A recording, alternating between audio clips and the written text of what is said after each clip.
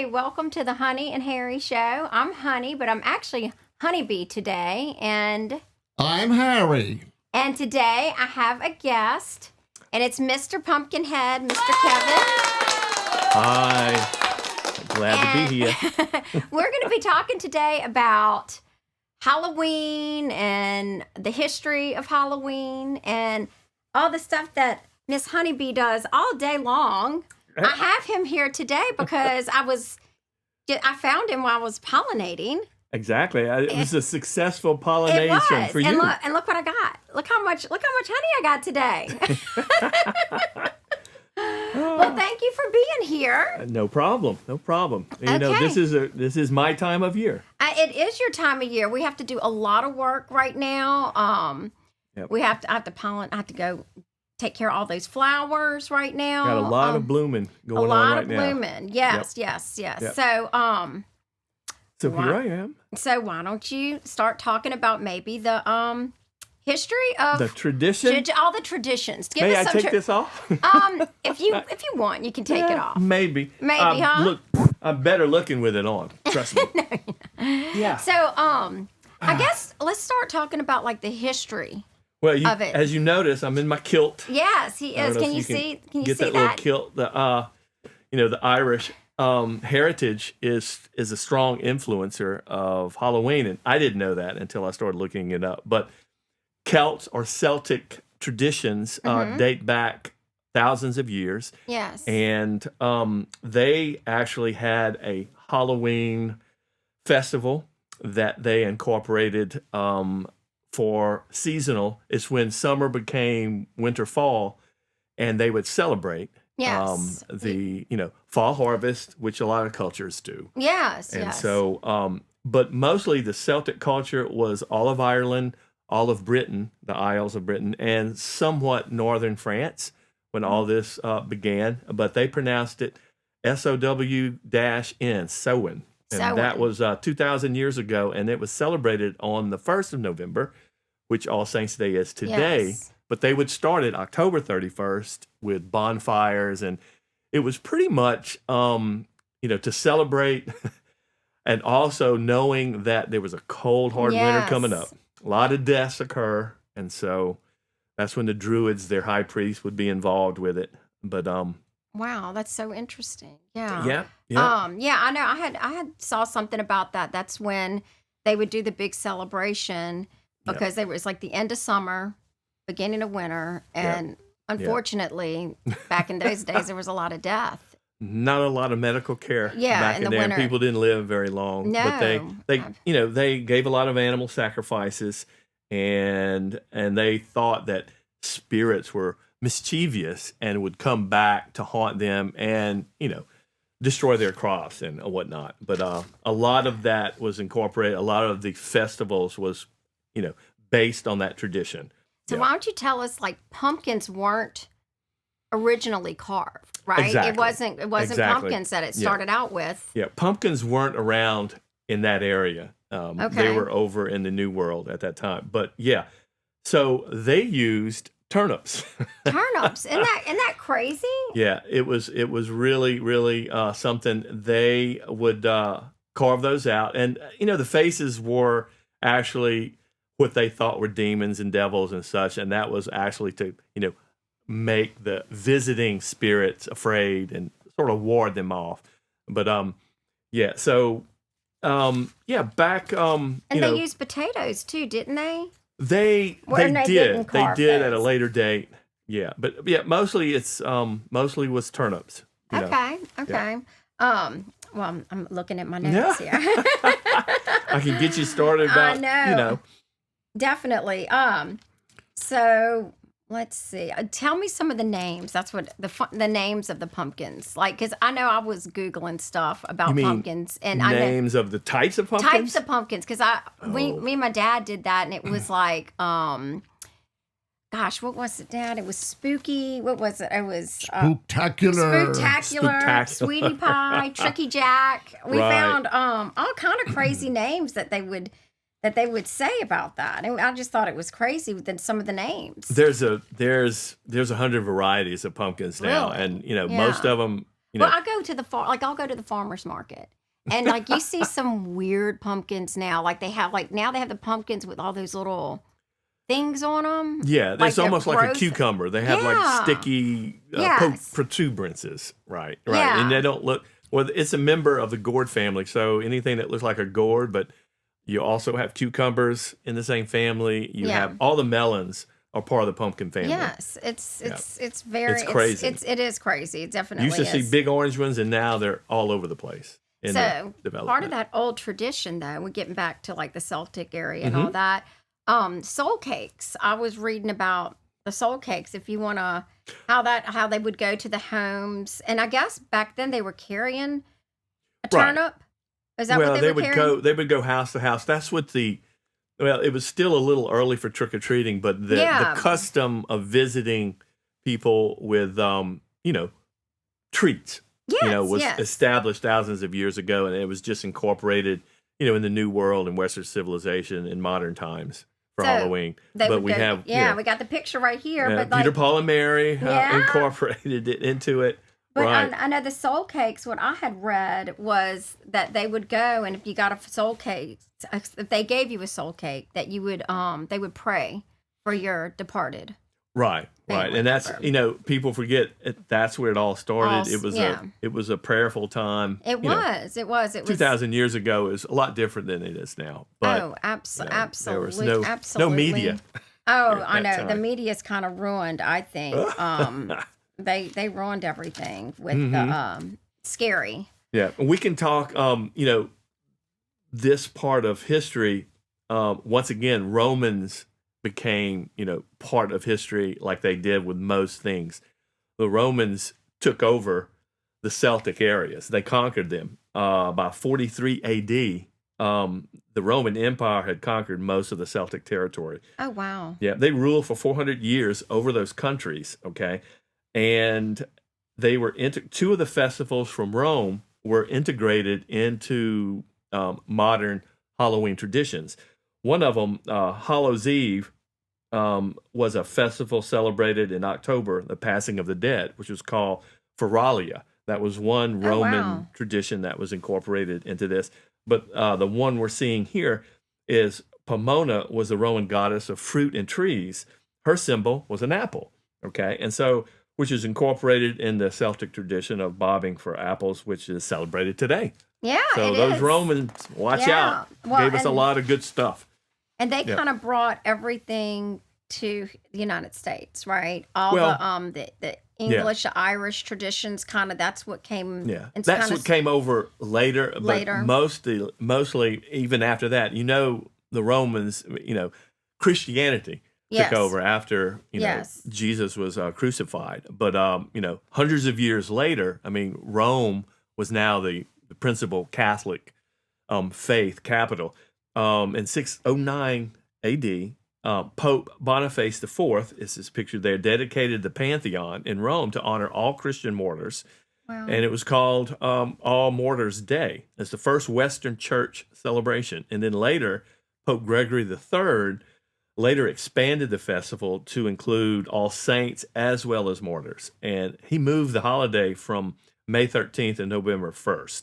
That's All Saints Day. Yeah, the 9th century Christian influence spread throughout all the Celtic lands. And then at 1000 AD, 1,000 years after Jesus died, church made November 2nd All Souls Day. Many believe that it was because they wanted to remove any Roman or Celtic or pagan celebrations, from the first to the second. Oh, wow. All political. Yeah. Yeah, no saints. And also, I know this doesn't have anything to do with what we were, but I can remember growing up and raising my kids, and some people were very much against Halloween, but it's not evil. It's not evil. It's not an evil, because I know even in the Our Father, hallowed be thy name, and All Hallows Eve, and it's the day before All Saints Day, where we honor all our saints and these people that lived just amazing lives. Right, and were martyred for their faith. Yes. That was the whole reason. They were martyrs. You're right. That's exactly right. Well, it was interesting, too, and I didn't find this out. When this came across to the New World, the first colonies were Puritans and Pilgrims, and they were Protestants. They were, of course, they were running away from religious, persecution. Yeah, persecution. Yeah, they were. Yeah, and so the northernmost colonies were all Protestants, and so none of this influence really catered to them. And of course, you know about Salem and the witches. Yeah. So I think that's where a lot sort of crossed over and became part of this trick or treat and Halloween. I know it kind of turned. And I don't like the scary, so I don't put anything scary out in my yard. We don't dress in scary costumes. Yeah, my wife and I noticed that the unicorns now are like, they're like scary. They it's are. like Everything's so scary. I don't know. Yeah, the kids. Unicorn's not scary. But you shouldn't make it scary. Right, It should for be, the kids. Yeah, it should be using happy. Barbie Ferraris as haunted vehicles and such. Yes, it has definitely taken somewhat of a turn for sure. Right. So is there anything else that you can add in that era that we need to talk about? Well, it started, I'm going to skip a lot. It started to manifest. Halloween started to manifest. Actually, that's why I'm dressed. I love my Irish heritage. Yes. But actually, the potato famine in Ireland started a great exodus. I mean, they lost 60 to 70% of their population, Ireland did, to the potato famine. Wow. Yeah, and so as they came in to New York and the harbors and such, their customs spread. So they brought the turnip and they brought the carvings and they brought, their Halloween, their interpretation of it and trick or treat. And once they saw these nice pumpkins, they said, let's just carve those. Yeah, because those are great. The Irish had a big part with meshing their traditions with, the first colonists but they didn't really make an impact till the 1840s to the 1850s, a little pre-Civil War, a little post-Civil War. And so that's when the tradition sort of kicked off. You had the bonfires still. You had celebration of harvest with the neighbors and your sold cakes. And people were giving a bountiful harvest and then, waiting for winter to come through. But the immigration swelled into the middle 1800s. And that's when it really, that's when Jack-o'-lantern came to be. It came to be. Stingy Jack, and that's where the Jack-o'-lantern came. Came from. Yeah. Okay. So Stingy Jack, what do you mean by Stingy Jack? As they told stories, he was a mischievous, ornery, crusty old Irish guy that lied to the devil twice and beat death twice. And so the story goes that the devil got so mad that when Jack died the third time, he made him walk the earth for eternity. And the only thing he had was the turnip lit by one piece of coal.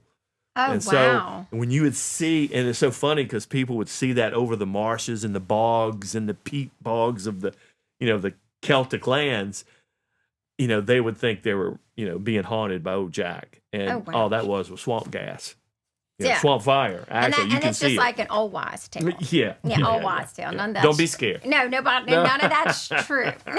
Right? Yeah, it's just an old wives' tale. Yeah. So definitely. So I know we were talking and we were saying how like in the 1920s and the 1950s, it kind of really took off. Right. Halloween. Right. It took off, and mostly, the traditions were carried over from the Irish or the Celts, and the post World War II. From 45 on, those were the baby boomers, and so you had this influx, of kids being born. You had this the feeling war was of over. The war was over, and so you had like these suburbs growing and just going all over, and people wanted to celebrate, and that's really when it started to the parents needed some place for the kids to go, and the communities were coming together. And so a lot of the traditional Halloween as we know it just become vogue and, post 1950. Yeah, and now... And the costumes were always there. The costumes, people dressed up, before, the tradition came over here in animal skins and really? We can look sort of creepy. Yeah, animal sacrifices back then, that was a common thing. But, so... Thank you, baby boomers. And yeah, the baby boomers. And I know, Right. like, now, everybody dresses their dogs up. I did. And my daughters. Look at all the dogs. And my dog Odie is a pilgrim, but before he died. They poor look thing. cute. Yeah. And yeah. then that's my daughter's dog Essie as a taco. That's what she's going to be this year. So, but yeah, everybody's getting it. So how much? I know you wrote something. You've researcch that. Just tell people how much money. I it's hate crazy. to say this. It's just, we could buy a lot with this. But I know. in 2021, $500 million was spent on just pet costumes alone. Gosh. $500 million. It was double from 2010. So in 10 years, it's so crazy. It is. It is. Well, I dress my dog up all the time, so. I can see where he gets it from. Yeah. We're always dressing him up. So, For you neocons, those two dogs in the Darth Vader and Superman outfit. That's it. Dog Vader. Right. Dog Vader. That's Dog Vader. Those are Dick Cheney's dogs. Oh, really? I did not be know darned. that. See? Yeah. The Crazy. White House getting into it. I know. So, anyways, with one thing, like doing all this, what I did not know, and I'm sure a lot of people maybe don't know. Maybe I'm just Let's enlighten them. I know. I'm just not smart, but I didn't realize that like pumpkins were a fruit. Isn't that weird? I just didn't know that, and I feel like that's so crazy that I did not know that, but I don't. Well, a long time ago, I learned, and And I you took have a lot of you have like botany. a farm, or We're trying. You're trying, Yeah. yeah. So But you really are anything- right. So much about all this. And Well, I anything find with a it flower that intriguing. turns to a fruit. So Yes. the watermelons, the cucumbers, the zucchinis, the pumpkins. Yeah. All my blueberries. I Yeah. mean strawberries and tomatoes. People forget about And did you tomatoes. say almonds? Wait, no. Almonds, yeah. Almonds, yeah. You is a said fruit. almonds, which is so crazy to me. Yeah. If you've ever eaten a peach in the pit, Yeah. that looks like they're in the yeah. same family. Yeah. The No, pit, 100%. Yeah, if you look at a pit, the almond before it's commercially, available to us to eat, it looks just like that. So they're first cousins also. And that's why I'm so important. You got that, honeybee? Hey, I know. We're gonna get there. I am so important to all these flowering plants. People just take for granted to go into the grocery store and Yeah, you do. just get your food. They say about 40 to 50% of our food would not be around if we didn't have pollinators. Honeybees are one of the pollinators, but they're a big part of it because annually, they go up the coast and they pollinate the almond orchards. They help with the fruit, and people just go around. Commercial guys go around to the seasonal places where the crops are flowering. I think Honey has a summer home up east. Yeah, where's your summer home, honey? Well, I'm one of these bees that lives long because Well, you're the queen. maybe I am the queen, but I don't know. I thought I was a worker bee until I found out they only live for a month, and then You'd I'm rather like, be the queen. Yeah, Yeah, The queen can live for years. yeah, they were saying like up to 5 years. Yeah, How long do you think? I mean, So because as that's what I saw, but I don't know. As if a that's right. beekeeper, usually what happens in the hive, they're really Mm-hmm. pretty good at this. 30 million years of evolution. If the queen starts showing, her egg production goes down, or she shows signs of, just getting weak or disease or they will supersede on their own and get a new queen. Oh, And so they wow. might have several superseding queen cells in the hive. So do you know what happens? The first queen out goes around and cuts and kills the other queens that are coming out of their cell. So the first one comes wow. out. Isn't So that could you do that to your No. sisters? No, I'm the nice honeybee. You're a nice queen.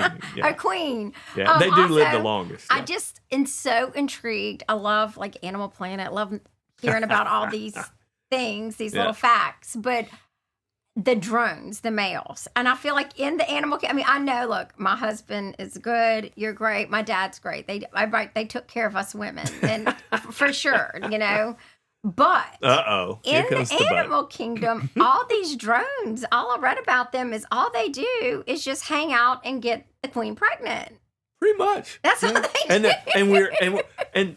And like a good drone, we're being fed by the females. Yeah, you're being fed. And these worker bees are the females going out getting we got all it the made. Yeah, y'all do. But then I read something and I could be wrong because I just read something about it where they kick the drones out in the winter. Or is that not true? Yeah, I would. I would too. I'd be like, get out of here. Well, they have a finite amount of pollen and pollen cakes and honey, to get them through the winter.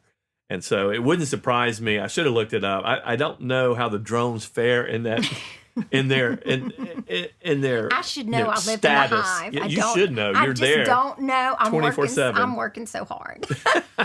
I'm glad you got your sunglasses because in the hive it's all dark. Is it? Yeah. I did not know that either. Yes, indeed. So you are a beekeeper, just to let everybody know. And this is your honey.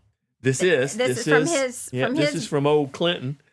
And tell them about how important it is, though, because I don't think we all understand that, because I didn't, how important it is to have so many different flowering plants for the honeybees. It affects the honey. And then how you said the drought affects, nectar production in the flowers. And then knocking down all the, the woods and stuff. It's terrible. Well, in Clinton, where we are, that was my dream, to have the blueberry orchard and to have the fruit trees and have the bees, in this, coexistence. And what I found out is a lot of places clear cut all the hardwoods and they'll come in and kill everything. And then they'll plant a pine plantation. That's when pulpwood was very, it was good to have pulpwood and pine trees. There's nothing wrong with pine trees. It's just what's happening is you're destroying the forbs and the wild flowers. Oh, wow. From nature, and that's a problem. And then you get stressors, which you have viruses and bacteria, and you have parasites like varroa that enter into the equation, and you have a lot of stress on these bees. Then they can't find food. Yeah, it's terrible. Then you have a drought that takes the nectar away from the flowers, and maybe even the active ingredients in the pollen. So what you have is a starved bee. Yeah, that's and the bees are collapsing, and it's tell them about how much decrease. I looked it up, and 40 mostly around the United States is 40% from 2019 to 2020. There was a 40% just in the winter, 2018 to 2019. I'm sorry, 40% decrease in hive loss just in the winter alone. That's not counting the rest of the season. And just with my small operation, I'm still a hobbyist. I'm not a commercial guy. Yeah. I've seen at least a 50% decrease in my honey production. Really? So this is gold to me. But you can just see it because you're hands-on. You're doing it, And people don't realize how it's so important. People don't realize how important bees doing that. And then when you throw in the heat and the drought, it's like it compounds itself. Yeah, that's tough. And it also is different colors, you were saying, depending on what they're pollinating, which is so interesting. It's just the flowers. You get the clover honey from Walmart or the Rouse's or Calandros, the stores. And Subi is a good example. That's your clover honey. Really light. It's just because of the nectar they're getting from the flower reflects, what it is. All the girls do is get it, dry it, and cap it, and then the thief comes and takes it away. Who brings it to you? Well, I'm sorry. No, but I know we had honeybees in my backyard on a tree limb, and we had somebody come in and take those bees because I didn't know much, but I knew a little bit, and I knew how important it is to. Yeah, those are swarms. I'll take any swarms, all the time because it's expensive to replace a hive. It is. So you have to start getting knowledge and know how to reproduce them and split them, to have more bees equal more honey. Absolutely. Healthy bees. Healthy bees. All right. Was there anything else that you could add to our little Halloween show? I just don't know. I have my cousin He just won the biggest pumpkin ever. Oh my gosh! You can see one of the examples. I don't know if that's every year that just like I love it. I love seeing how big these pumpkins can get because I read something about on average there's 500 seeds in each pumpkin. I don't know if that's true or not, but I read that. But like I love seeing these big pumpkins. Like I know when I go to the pumpkin patch with my grandkids, and even when my kids were out, I always want to get the biggest pumpkin. That costs you the most. I like the little ones. No, I do, but I don't know why. It's just like when my kids were little, I was like, we have to get the biggest tree at the Christmas tree farm, and then I'd get it in, and it's like my house wasn't big. It was like the whole house was a tree. Yeah.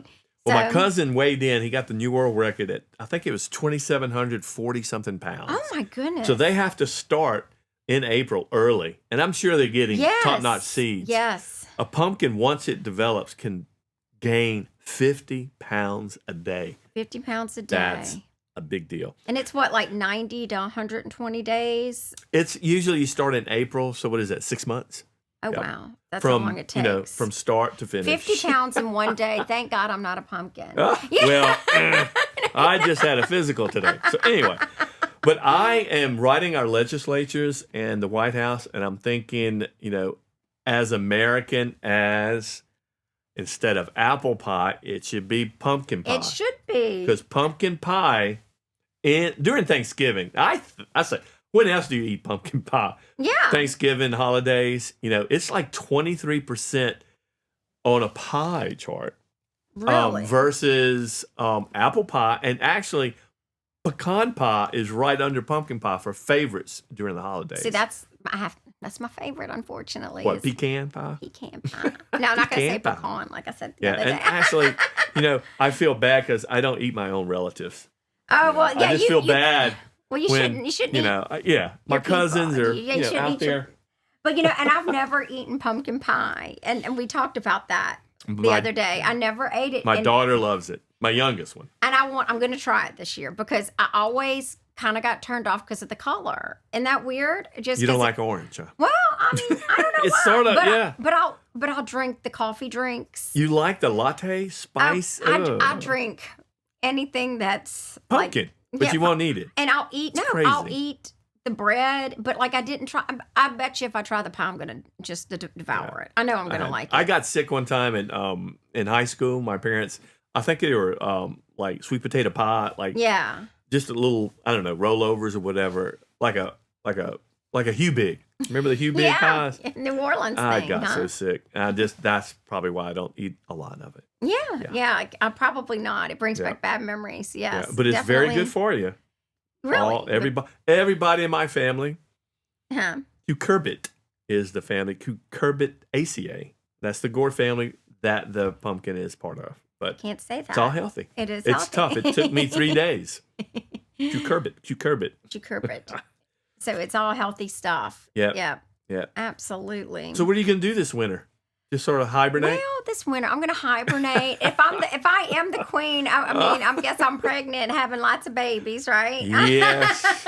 Nothing. I know there's not. So bees don't really do much in the winter, but hibernate. Is that kind of? It's good to be it's good to be a bee in Louisiana because we don't get a lot of cold weather. Oh, we don't. I mean, not a lot. There's no winterization, so. And our poor bees here, we just don't have. I mean, everything's so dry and it's so hot. It's terrible. That's another thing. They have to have a good source of fresh water, and so that when I go up to Clinton, I have a water system here in Baton Rouge for my apiary, and I have one up in Clinton too. Okay. It's a baby pool. They love it. That's just a baby pool. That is so funny. Yeah. But yeah. Well, Dad, do you have anything to add with this Halloween show? Come on, Harry. I think we pumpkins need to stick together. You pumpkins do.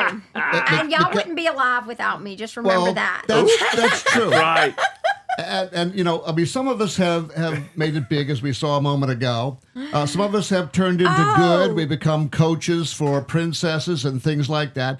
But then some of us don't do quite so well, and we become monsters. Right. I know Disney's made a fortune off of my blood, sweat, and tears of my relatives. Oh my goodness! Disney did y'all well. They did good for the pumpkin. I want you to watch one horror show. I've actually seen Pumpkinhead. It's a classic. I've never watched a scary movie. All of us have kind of kind of a dark uncle that we want to forget. And, this is one of them right here. That's a scary guy. But we need more respect, us pumpkins. Yeah. Right outside our subdivision right here, at a local watering hole, they put up this sign that says that, queso is more important than us, and I just don't understand this. I don't understand queso. That either. I'm not a queso guy. I just, it's not real cheese. I don't know what it is. I don't know what queso is. It's like soup or something, with nothing in it. It could be cheese whiz. That would be not good, right? Unfortunately, the honey likes it. Well, I have to give them credit, though. The pumpkin was developed in Mexico and Central America. So thank you. Yes, thank you. To our southern neighbors for that. Absolutely. Thank you. That's where it came from. Well, good. Predates corn and beans. Okay. So pumpkins were around a lot longer than them. Well, I'd like to give one more shout out to Kevin and thank him for I know. Thank you our so Mr. much. Pumpkin today, and for y'all for a look good him up cause. here. He's got a Gmail address, so you can always find out whether you want to get a hold of some of that dark, good honey from up there at Honey's Hackberry going Honey. home with that honey. Watch it. That's right. I'm sorry. It's yours. Yeah, I did all the work today to get that honey. No, You didn't do the work. Your girls did. My girls did. Your worker forget. bees, girl. I am the queen. Friend. I am the queen. That's right. I just, You're fed royal jelly, by the way. You see, and I you love look it. royal. I'm royalty. I think there's a song. I don't know who it is. But no, I really do appreciate you coming, and you did so much research, and I really do appreciate that. And well, I appreciate you having me on. I learned a lot. You have the best personality. Great. So we're so thankful to have you. See you next time on a different subject. Absolutely. Happy Halloween and happy All Souls Day. That's right. And Go put Saints flowers Day on the as well. grave. That's right. Put the flowers on the grave. Go clean the graves. That's right. Yep. You got to clean the graves, and then they got to get blessed. Yep. Yep. Yep. Absolutely. We'll bring some holy water. That's right. All right. Well, thank you. Good night, everybody. Good night. We'll see you next week. Bye.